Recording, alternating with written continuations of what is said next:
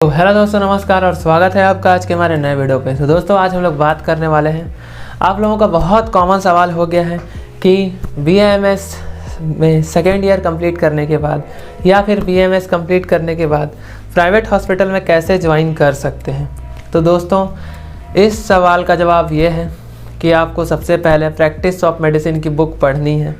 अच्छे से बुक को पढ़ने के बाद आपको केसिट जो होता है उसी बुक में बताया हुआ होता है कि कैसे कैसे आपको फिल करना होता है। पेशेंट का नाम, पेशेंट का एड्रेस और ओल्ड हिस्ट्री, प्रेजेंट का हिस्ट्री क्या है, और उसका ऑन एग्ज़ामिनेशन आपको नेल्स चेक करना है, और जितने भी ऑन एग्ज़ामिनेशन होता है ब्लड प्रेशर, पल्स, टेम्परेचर और चेस्ट, हार्ट बीट सभी आपको चेक करके सबसे पहले आपको केसेट लिखने आना चाहिए।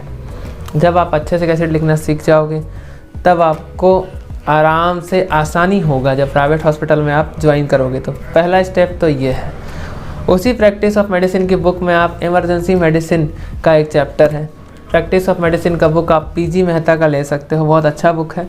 उसमें एक इमरजेंसी का चैप्टर है जिसमें स्नेक बाइट और आपका पॉइजन वाले जितने भी केस होते हैं उन सभी को आप कैसे हैंडल कर सकते हो उनके बारे में, सभी मेडिसिन के बारे में बताया है, डोज के बारे में बताया हुआ है, कैसे आप पेशेंट को इमरजेंसी में हैंडल कर सकते हो, पेशेंट का जान बचा सकते हो। दूसरा स्टेप तो ये हो गया। तीसरा सबसे ज़रूरी बात यह है कि जब आप जाओगे BAMS के सेकेंड ईयर के बाद तो आपको थोड़ा बहुत नॉलेज रहेगा, तभी आपको 25 से 30 हज़ार रुपये सैलरी स्टार्टिंग में मिल पाएगा। जब आपको थोड़ा बहुत नॉलेज रहेगा तब, अगर नॉलेज नहीं रहेगा तब सैलरी आपको कम मिलेगा। इसलिए आपको थोड़ा पढ़ के जाना है। जब आप पढ़ के जाओगे तब वहाँ पे इंटरव्यू में क्या क्या सवाल पूछा जाता है, तो वहाँ पे इंटरव्यू पे कॉमन सवाल होते हैं, जैसे आपका एंटीबायोटिक का ग्रुप कौन कौन सा है, ठीक है, कौन कौन से एंटीबायोटिक्स होते हैं, एनाल्जेसिक का ग्रुप पूछते हैं, और आपका डायरेटिक कितने सारे डायरेटिक्स हैं, ब्लड प्रेशर के कौन कौन सा ग्रुप है, शुगर का कौन कौन सा ग्रुप है। इन सभी मेडिसिन के बारे में आपको जनरली पूछा जाता है जब आप हॉस्पिटल में इंटरव्यू के लिए जाओगे, और पूछेंगे कि आपको इमरजेंसी प्रोसीजर्स आता है या फिर नहीं आता है।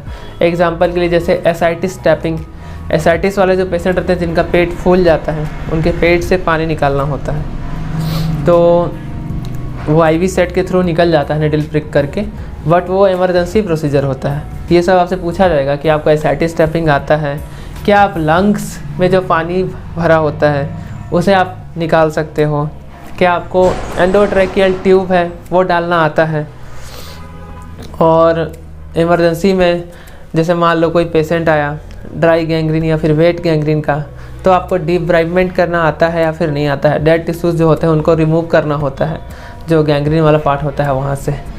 तो यही सभी चीज़ें आपसे पूछी जाएंगी इमरजेंसी में। इमरजेंसी में जो मेडिसिन होती हैं, एग्जांपल के लिए जैसे ले लो आप लासिक इंजेक्शन का डोज कितना होता है और कितने ml में कितने पर आवर पे आपको उसको देना है, कितने घंटे में कितना जाएगा, यही सभी चीज़ें हैं आपको वहाँ पे पूछा जाएगा और आपको बताना होता है।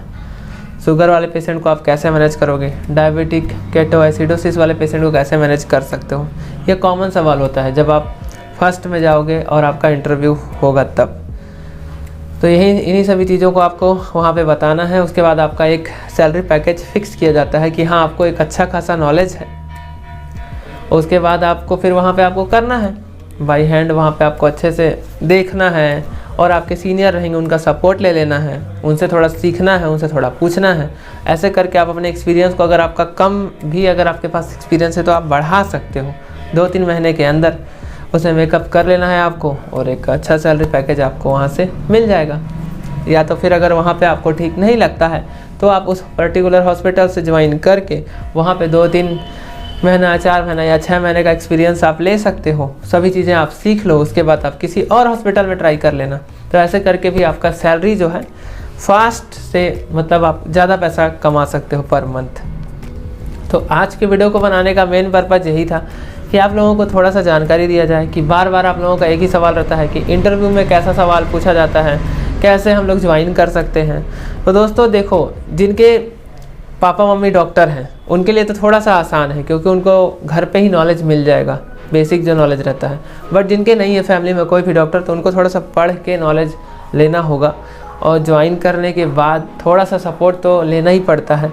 सीनियर्स जो रहते हैं उनका, जो डॉक्टर रहते हैं उनका, ऐसे करके आप उन सभी चीज़ों को मेकअप कर सकते हो और मेकअप करके आराम से आगे बढ़ सकते हो। थोड़ा सा आपको माइंड का जो यूज़ है उसको आपको करना है कि कैसे कितना जल्दी हो सके आपको सभी चीज़ें आपको सीख लेना है 3 से 6 महीने या 1 साल के अंदर, और उसके बाद फिर आपको दूसरे हॉस्पिटल में अप्लाई कर लेना है। या तो उसी हॉस्पिटल में रहोगे तो वहाँ पे आपको बोलना है कि भाई इतनी सैलरी पे मैं नहीं कर पाऊँगा, इससे थोड़ा सा मेरा सैलरी और बढ़ाया जाए।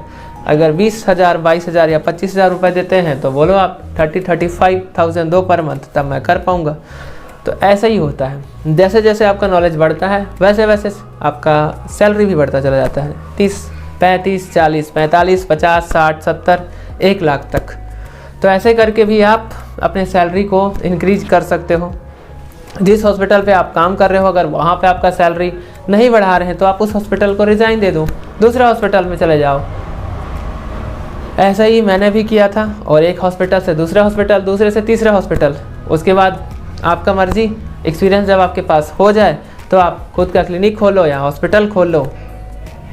तो आज की वीडियो को बनाने का मेन पर्पज़ यही था कि आपको थोड़ा सा नॉलेज, थोड़ा सा जानकारी दिया जाए कि आप कैसे हॉस्पिटल ज्वाइन कर सकते हो और कैसे कैसे सवाल पूछे जाते हैं।